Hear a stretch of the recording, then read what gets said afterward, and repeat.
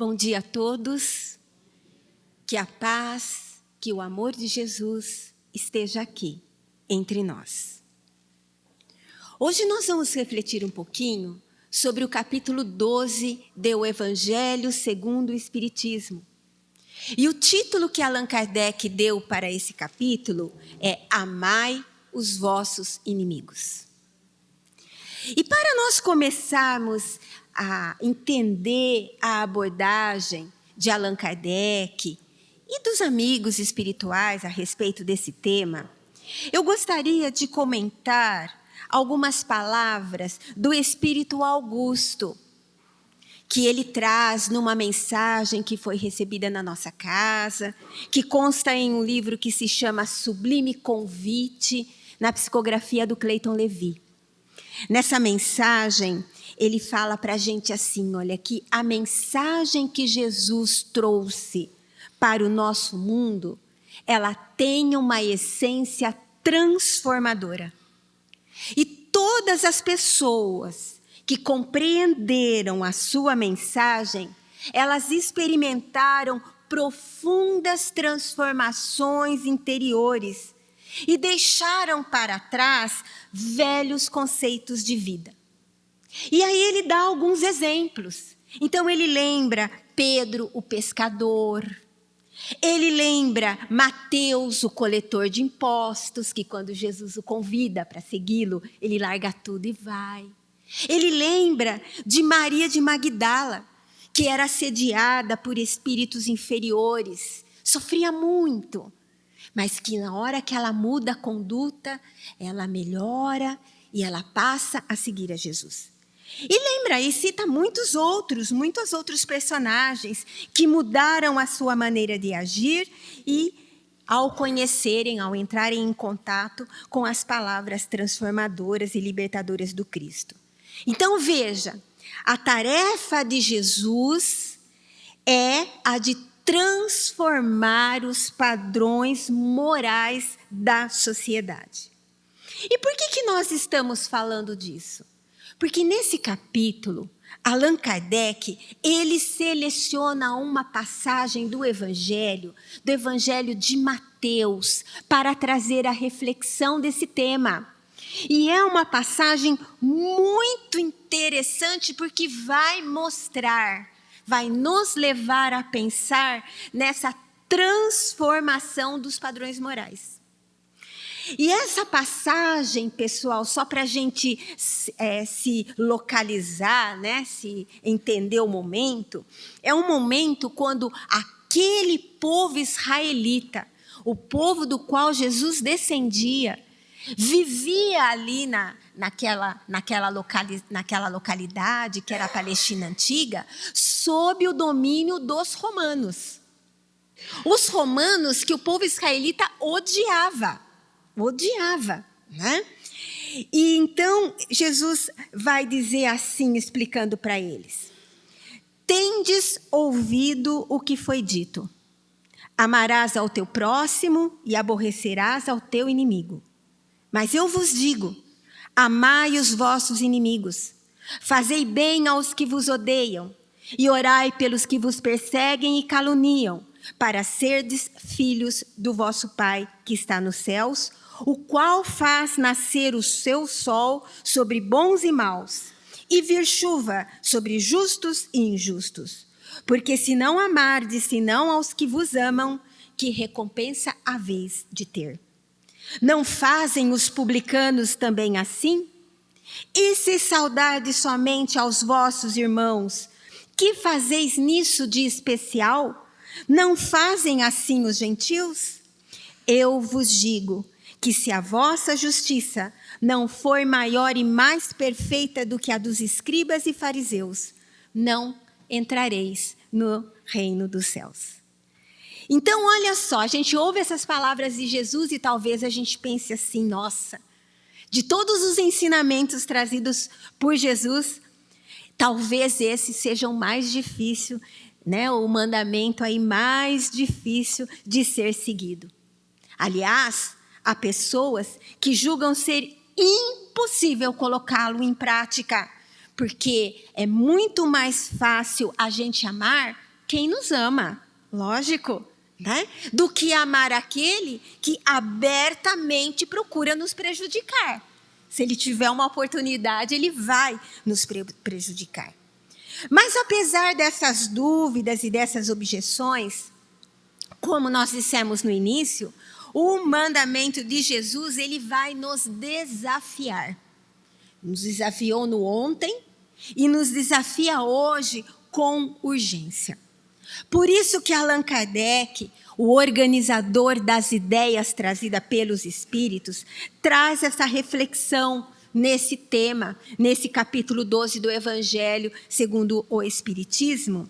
E ele comenta, dizendo para a gente assim, olha aqui, o amor ao próximo, ele é um princípio da caridade. E que, se além do amor ao próximo, nós nos esforçarmos para também amar os inimigos, nós teremos uma vitória sobre o egoísmo e o orgulho, que são dois sentimentos que mais causam mal para toda a humanidade. É verdade. A gente pode pegar qualquer problema grave, seja no nosso meio, aqui perto da gente, ou olhar os maiores problemas que envolvem a humanidade no mundo inteiro. Se a gente fizer uma análise da causa raiz, lá no início nós vamos encontrar orgulho, egoísmo prevalecendo. E aí os problemas vão se avolumar, né? Então veja, quando a gente fala de inimigo, a gente precisa entender essa palavra, né? Dentro dos preceitos da doutrina. Porque o inimigo a que Cristo está se referindo, ele não é somente aquelas pessoas que são contrárias, que são antagonistas às nossas ideias aqui na nossa vida. Mas ela diz respeito também a todas aquelas pessoas que, de algum modo, nutrem por nós, ou nós nutrimos por elas, qualquer nível de antipatia, desde as mais graves e perigosas até as mais simples. São pessoas com as quais a gente se depara no dia a dia e que a gente convive no ambiente do trabalho, no âmbito familiar, na relação de vizinhança, no uso das redes sociais, no trânsito, né? Ou seja, em qualquer momento onde há essa interação com outras pessoas aqui na sociedade, né?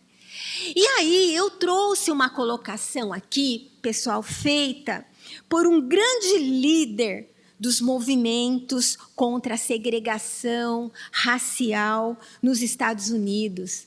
No ano de 1964, ele foi Prêmio Nobel da Paz.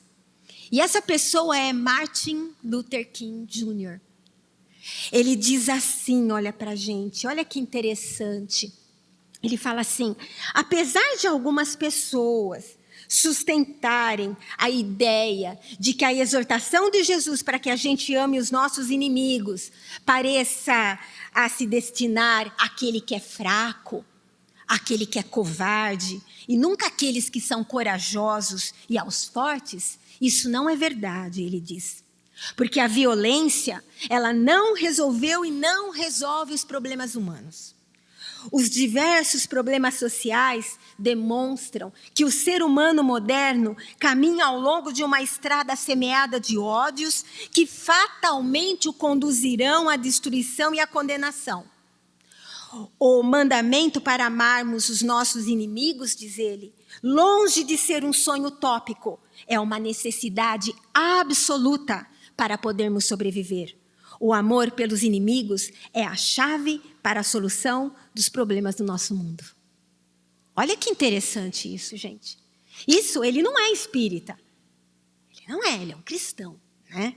Mas essa colocação que ele faz tem muito alinhamento, muito sentido com o que nós aprendemos na doutrina. Allan Kardec, ele fala para a gente nesse capítulo que o amor que Jesus está falando, ele não implica em a gente ter pelo inimigo, que a gente sabe que nutre por nós, ou nós nutrimos por ele, aí um nível de antipatia, Aquela mesma ternura que a gente tem por um irmão, que a gente tem por um amigo. Porque a ternura, ela pressupõe o quê? Confiança, né? E a gente não pode ter confiança naquele que a gente sabe que se ele tiver a oportunidade de fazer o mal para a gente, ele vai fazer. Né? Mas Kardec, ele vai nos explicar que como nós somos espíritos reencarnados, nós estamos, através do nosso pensamento e do nosso sentimento, a gente está acionando uma lei física. E essa lei é a lei de assimilação e repulsão. Então, quando a gente pensa, quando a gente sente, a gente emite uma corrente fluídica que nos liga a essa pessoa. Né? Então, se a gente fica alimentando raiva, ódio, desejo de vingança, o que a gente está fazendo? A gente se liga a essas pessoas. E isso causa um mal não é para ela. Para quem que é? Para nós. Porque a gente se desequilibra mentalmente, a gente se desequilibra espiritualmente.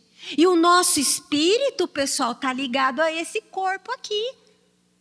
Quando a gente fica insistentemente pensando mal, desejando mal, dá um trabalho, porque tem que ficar alimentando aquilo. Alimentando. O que vai acontecer? Vai desequilibrar o corpo físico. A doença vai aparecer, nós vamos ficar doentes. Aí a gente ficou doente mentalmente, fisicamente, espiritualmente, tudo. Agora, os amigos espirituais nos orientam. Ele fala assim, quando a gente tem um pensamento bom, quando a gente se liga com pensamentos bons, a espiritualidade maior, procurando se acalmar, serenar, em troca a gente se beneficia com esses recursos bons. O que vai acontecer? A gente fica forte espiritualmente. Fica forte espiritualmente, o que acontece? Fortalece o corpo físico. O corpo começa a se recuperar também. Então, não é melhor? Não é muito melhor? Então, essa é a diferença que a gente experimenta quando a gente está perto de um amigo. Como é que é quando a gente encontra um amigo? A gente vê ele vindo lá longe, o que a gente faz? Nossos olhinhos já brilham, não é? E a gente já vai e já abraça e fica feliz porque viu. Não é um sentimento bom? Aquilo nos refaz? Refaz. E quando a gente vê um inimigo, como é que é? Já vai pisando com cuidado. Terreno perigoso. A gente já fica tudo em alerta, não é? Já se coloca na defesa. Então, a gente vê assim, olha, que a orientação de Jesus no amar aos inimigos não é a gente ter por eles o mesmo sentimento que a gente tem por um amigo. Significa apenas que a gente não deve alimentar contra eles nenhum sentimento de ódio, nem de rancor, e muito menos desejo de vingança. É perdoá-los sem segunda intenção e incondicionalmente pelo mal que eles nos fizeram. É não impor nenhum obstáculo à reconciliação. É desejar o bem ao invés do mal. O mesmo Martin Luther King Jr., ele diz para a gente assim, olha, o perdão, ele não significa a ignorância do que foi feito.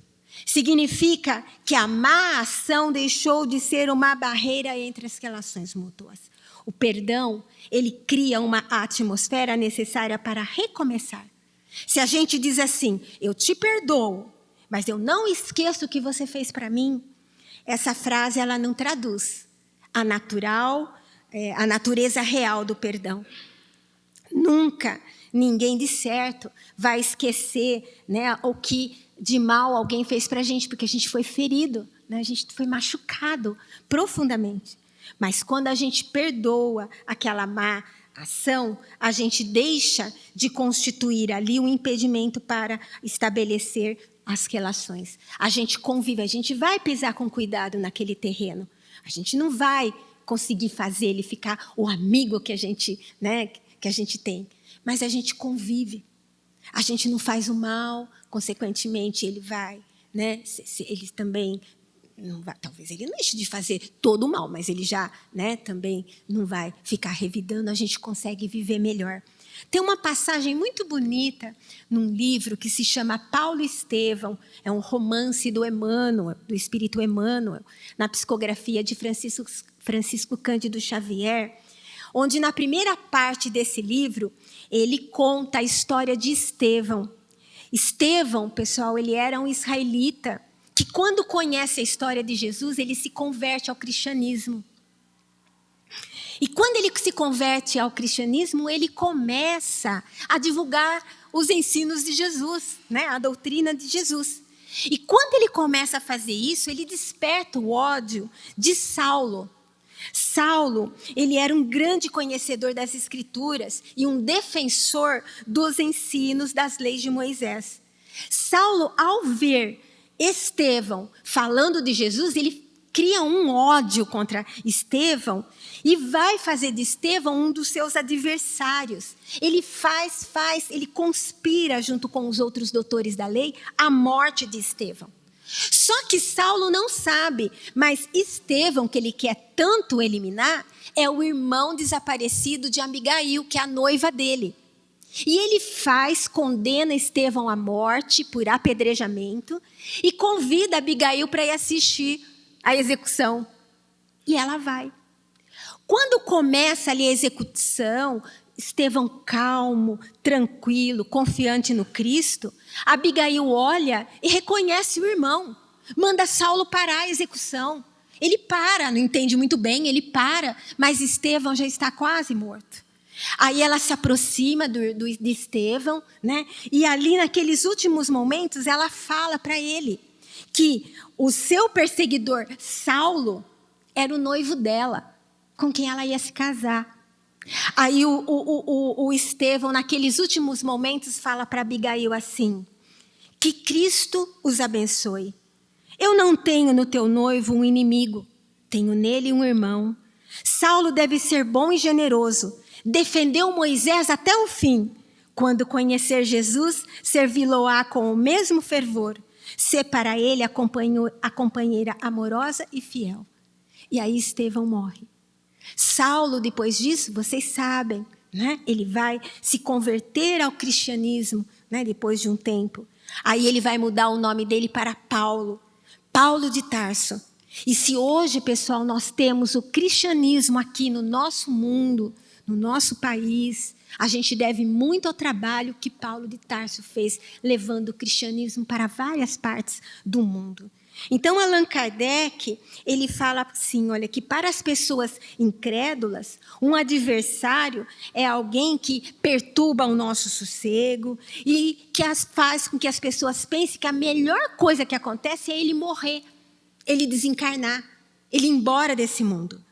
Por isso fica alimentando aí desejo de rancor, de vingança, né, de fazer o mal. Só que para nós, os cristãos, nós, os espíritas, será preciso pensar diferente. Porque para nós a morte não existe, não é? O que fica é o corpo físico. O espírito continua vivo, né? Num outro plano, né? Então, nesse mundo, né, desencarnado, ele vai continuar tendo os mesmos sentimentos. Aí ele continua pensando mal da gente lá, a gente pensando mal nele aqui, como nunca vai ter fim. Nunca vai terminar isso, né? Então, veja, a Terra, ela não é um mundo dos espíritos evoluídos. Nós vivemos aqui, somos todos espíritos ainda em aprendizado, em experiências para corrigir aí os equívocos que nós praticamos nessa vida e em vidas anteriores. Allan Kardec fala que a maldade, ela não é um estado permanente das pessoas, dos seres humanos. Ela decorre de uma imperfeição moral. E da mesma maneira que uma criança corrige os seus defeitos, nós, os seres humanos, um dia, nós vamos corrigir os nossos erros e vamos nos tornar pessoas melhores. Então, veja, a violência, como nós dissemos, não resolve os problemas. E se a gente fizer um olhar pela história da humanidade, a gente vai ver que todos aqueles grandes líderes, aqueles chefes militares que causaram muito mal para a humanidade, com o passar do tempo desapareceram. seus impérios ruíram, né? Se desfizeram aí em cinzas. Mas olha o trabalho feito por Jesus, há mais de 2000 anos atrás. Ele foi edificado no alicerce do amor, da paz, e continua a progredir, né? Começou com alguns homens tão simples, que dedicados aí, conseguiram abalar as muralhas do Império Romano e levar o evangelho aí do Cristo para todo mundo. Então, acho que a gente quer concluir o nosso estudo de hoje lembrando assim, olha, a mensagem que nós falamos no início. O Espírito Augusto fala assim, olha aqui, a tarefa de Jesus é de transformar os padrões morais da sociedade. E é por isso que esse ensino de não revidar o mal com o mal faz muito sentido. Porque é através dessa nova postura que as criaturas vão poder experimentar a paz interior, mesmo que cercada pelas dores. Então, que nós todos, ao longo dessa semana, a gente possa refletir nesses ensinos de Jesus, que a gente possa repensar algumas decisões já tomadas, voltar atrás, se for o caso, e fazer escolhas que realmente tragam paz e felicidade para a nossa existência. Que Jesus nos abençoe, hoje e sempre.